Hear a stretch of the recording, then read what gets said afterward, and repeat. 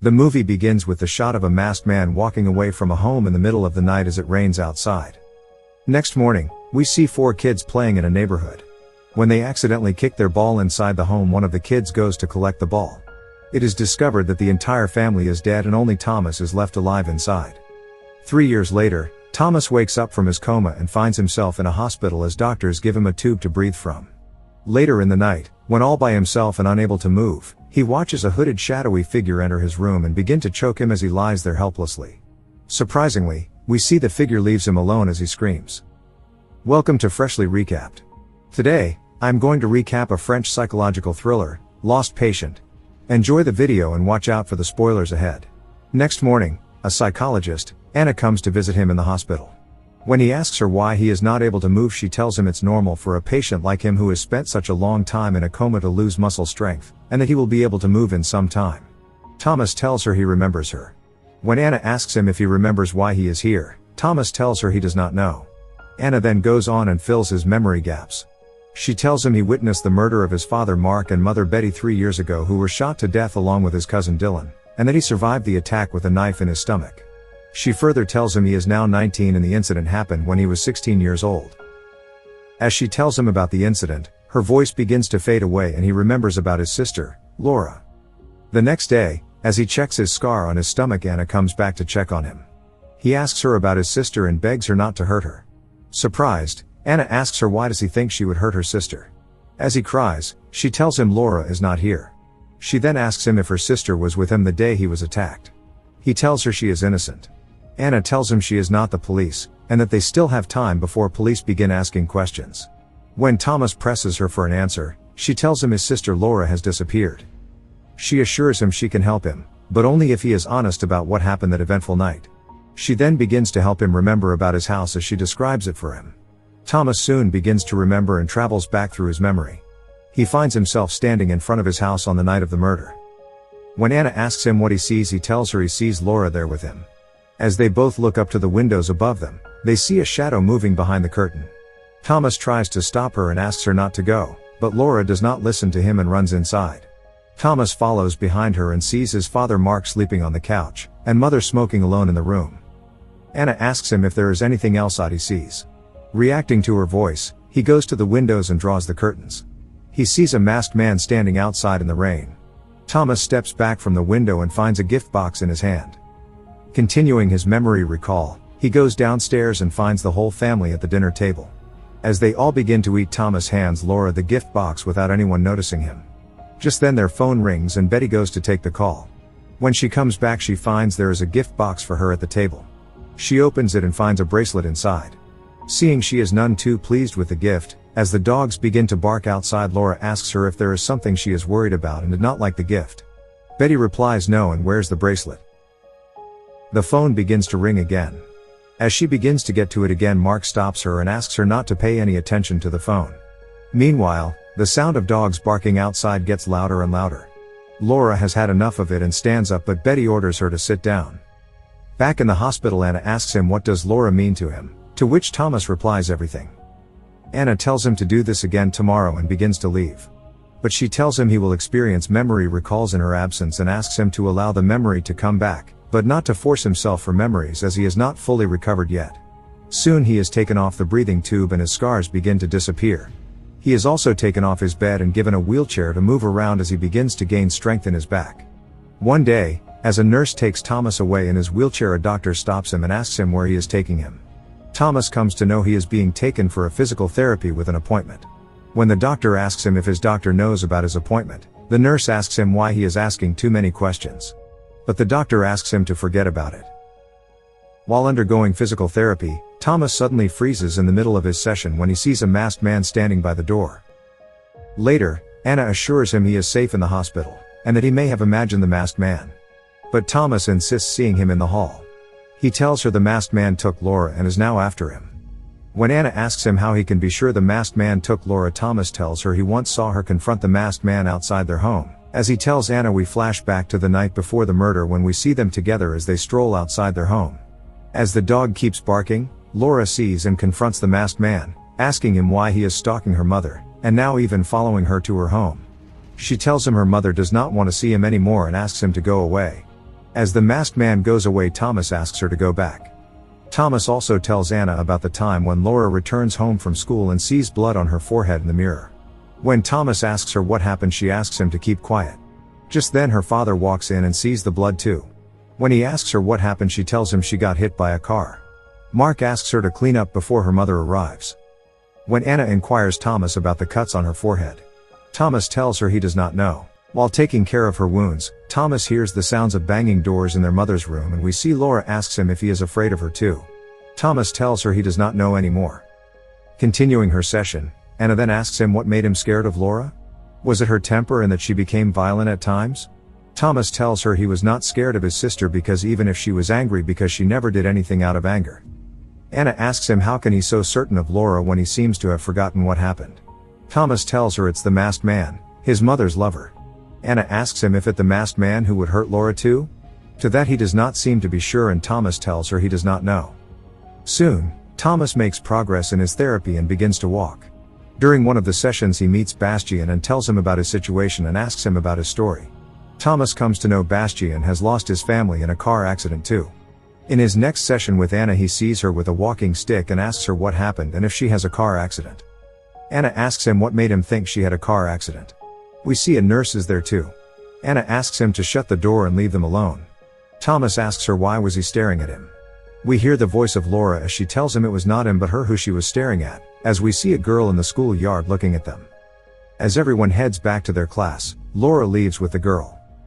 Anna asks him why was he not with Laura that day. Thomas tells her he was elsewhere. Anna does not believe him and tells him she thinks he was with Laura that day, and that he followed her.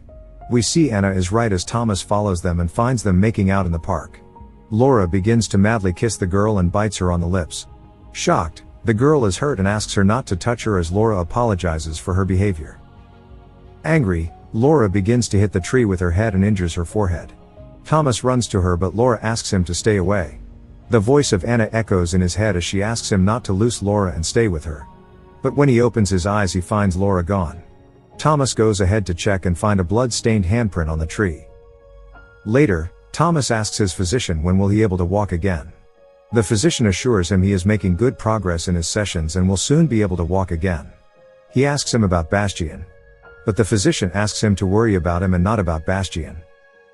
Thomas throws a ball to Bastian. Bastian catches it and throws it back to Thomas. As they begin to have fun, one of the nurses whom we have seen earlier in Thomas's room with Anna walks in and takes away Bastian. Later in the room, while in the middle of his exercise, Thomas suddenly begins to get his memories back. He finds himself in the middle of the road outside their home with Laura as she stares ahead in the distance. She seems scared. We see a car approach them at a speed. They manage to get out of its way as it passes them. They run inside the house and lock the door behind them. Laura runs ahead and locks herself in her room. When Thomas opens the door to her room he finds the masked man has taken hold of her in his embrace. We see the face of the masked man. It's the same man who he had seen in the hospital earlier take Bastian away. Thomas wakes up in his hospital room and finds the masked man beside him as he blames him for everything and injects something on his arm. Next morning Anna comes visiting him in his room and assures him she has asked the staff and they have confirmed there were only female nurses on duty last night and no man could have injected him with anything. Thomas shows her the scar on his arm. She tells him has a panic attack last night and the nurse on duty had to administer a sedative to him. She then goes on and shows him the record of the same along with the name of the nurse, Jessica, who was on duty. Thomas tells her he did not have a panic attack and he was not dreaming. As Anna tells him he is mixing up his recall with reality, Thomas tells her it was him he saw last night and he knows where Laura is. Anna tells him they are not going anywhere with her therapy and accuses him for not focusing. Thomas tells her she knows what happened and she knows where Laura is. Anna assures him she does not have all the answers yet and a lot of things still need clarification. Thomas asks him what does she mean. Anna tells him there is the question of Gunn that she still has not figured out and about his cousin Dylan. He had visited their house for a few days before the night of the murder. Thomas starts his recall again as Anna asks him if Dylan has anything to do with the murder. We see Dylan packing his bag alone in his room as Thomas barges in and offers his help. He asks him about the basketball and if it's hard to play.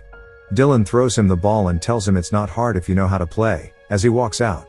Outside, Dylan confronts his sick mother why he has to go and stay with her side of the family when he can get a room outside the hospital where she is getting treated. His mother tells him to not fight and go with her aunt and stay with them till she is better. Dylan does not understand and asks her why they're family, as he does not even know them that well. Betty agrees with him that he is not completely unwrong. Dylan's mother asks them to leave as they have a long drive ahead of them. She asks Betty to take care of her son. And Betty promises her that she will, and she will call as soon as they are home. As they begin to leave, Dylan's mom hands her an old family album. Betty begins to flip through it and asks everyone to take a look. We see Dylan with her mother and Betty. Seeing a picture of Betty with a belly, Thomas asks her if it is him inside her. Betty nods her head and shuts the album down. Dylan asks her to open the album again as he saw something. As he opens the album and flips through the pictures, he realizes the album has no pictures of him and it's all empty after his birth. Driving through the countryside in the snow in their car, there is a tension in the air as there is silence and no one speaks to each other. Laura asks Betty to put on some music. As they all begin to enjoy the music, Betty nearly crashes into a girl crossing the road. Betty breaks down. Laura tries to comfort her mom, as they both begin to cry.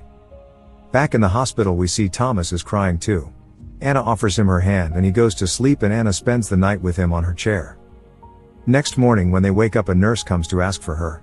Anna promises him to come back and leaves with the nurse. Thomas sees Anna leave and Laura enter. Laura barges in and asks Dylan to leave the room as he is not allowed in here. When Laura asks him if he thinks she is crazy, Dylan asks her about the dog outside, and why does he keep barking like that? Laura tells him she does not know, and maybe it's the rabies. Dylan does not believe her and asks them why don't they put him to sleep. He then hands her his joint and tells her this would be a great bedroom. Anna comes back and tells him they don't have much time and they need to find an answer quickly before they run out of time. Thomas asks her what she needs. As Anna is deep in her thoughts, Thomas tells her he knows where the gun came from. Thomas narrates his recall to Anna as we see Dylan is with them. In the middle of their meal, Betty asks him if he needs anything. Dylan is happy with what he has. When she asks him about this room in the basement, Dylan tells her it's okay and he does not care. Seeing this, Laura confronts him about earlier, when he wanted to use the room upstairs. Betty asks her to stay quiet and she will think about it later. Thomas asks her when she is going to talk about it. Just then the phone rings, and breaks the fight into silence. Thomas offers to take it but Betty goes to take it. When Thomas offers to tell Dylan about the man who has been calling, looking for Betty, Mark shouts at him and tells him to shut up. Betty comes back and tells him it's his mom on the call. Thomas goes away to dispose of the food he has not eaten and finds his gift in the trash. Later, as Thomas and Laura are in the basement, Dylan walks in. Laura asks him if he is finding her family weird. Dylan tells her it's not how he sees it. She then tells him about a gun inside their parents' bedroom. When she tells him that gun would be handy if he wanted to kill their family, Dylan tells her it's not funny and that she is weird. Dylan breaks down and tells them her mother is dying and he only cares about that. He then asks about the dog outside again, if it ever stops barking. Laura tells him, never. Later in night, Thomas wakes up and does not find Laura in her bed. He goes upstairs to check. He finds Laura seeing through a torn gap in the wall as she tells him he found her. Thomas wakes up on his bed in the bedroom and begins to crawl out of it. We looks outside and finds Anna with the same man whom he had seen give him sedative earlier. Later in the day, Thomas refuses to take his physical therapy without seeing Bastian and asks the nurse to take him back to his room. When he is back in his room, he finds Anna waiting for him. Thomas confronts her about being with the man earlier in the parking lot, about whom he has suspected about. He presses her for the truth. Surprised, Anna asks him if he can walk now. When she tells him she was sharing his progress with the nurse in question, Thomas asks her if she thinks he is stupid to fall for that. Anna tells him not. Thomas begins to question if he can trust her anymore and if she is putting things into his head. Anna assures him she has no other motive other than to help him remember. Anna then begins to tell him a story. Thomas has had enough of her and asks her to leave. But Anna persists. She tells him the story of the Emperor Frederick II, how he took in 6 children. He ordered the nurses to beat them in order to change them.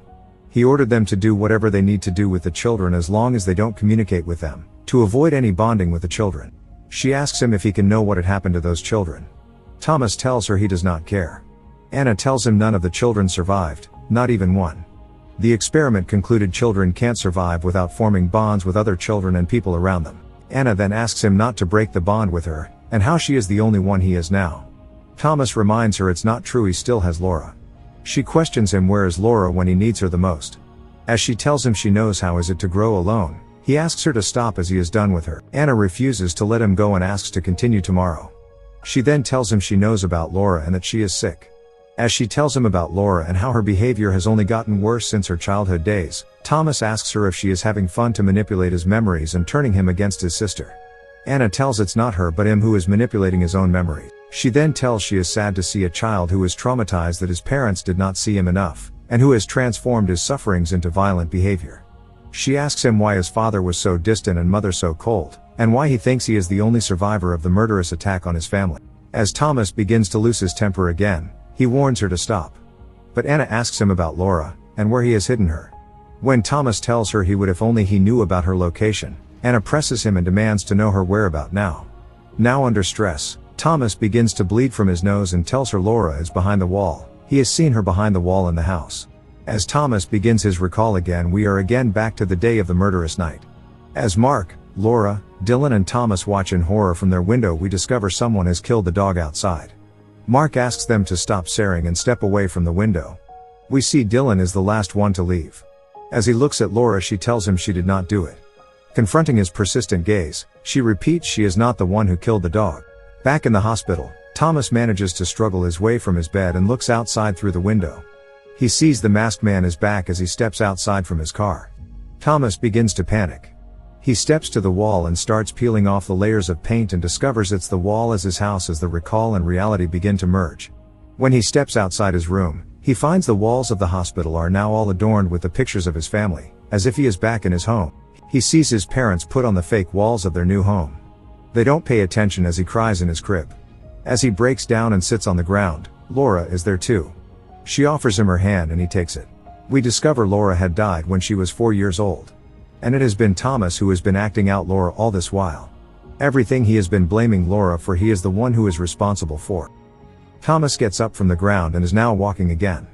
He goes into Bastian's room and tries to talk to him but only manages to choke him with a wire as he tries to call for help. A nurse walks in and kicks Thomas to make him let go of Bastian. Thomas begins his recall again. We are taken back to the day of the murder. We see him walk up the stairs into his home. He looks up and sees Dylan by the window of the upstairs room. As he goes up, he reminds Dylan that room is off limit to him and he is not allowed there. However, his mother informs him Dylan is moving into the room. She tells him Dylan does not want to stay with him to the base. When he reminds her no one is allowed inside that room, his mother tells him he killed the dog. Thomas tells her he did not kill the dog. When she promises him help, he gets mad and approaches Dylan and threatens him, asking what he told his mother. When Mark tells him they know what he did and he should calm down, Thomas begs Mark to believe him he did not kill the dog. Mark tells him he saw the cameras and asks him to leave them alone. As they close the door behind him, Thomas calls them deadbeats and pathetic.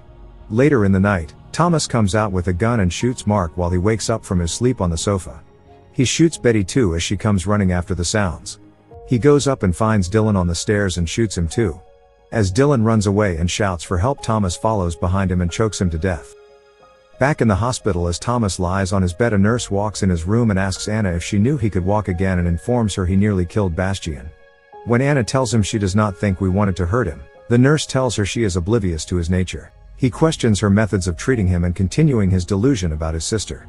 When Anna asks him to step outside for any discussion about her methods, the nurse tells Thomas his sister died, hit by a car, when she was 4 years old, before he was born. Anna tells the nurse she is trying to treat him without losing him. The nurse reminds her she is treating a monster and that is something she should not forget. Anna then asks him to leave and let her do her job. As she apologizes to Thomas about the nurse's behavior, Thomas again goes back to his recall as we see him stop in his tracks while running away after the murder.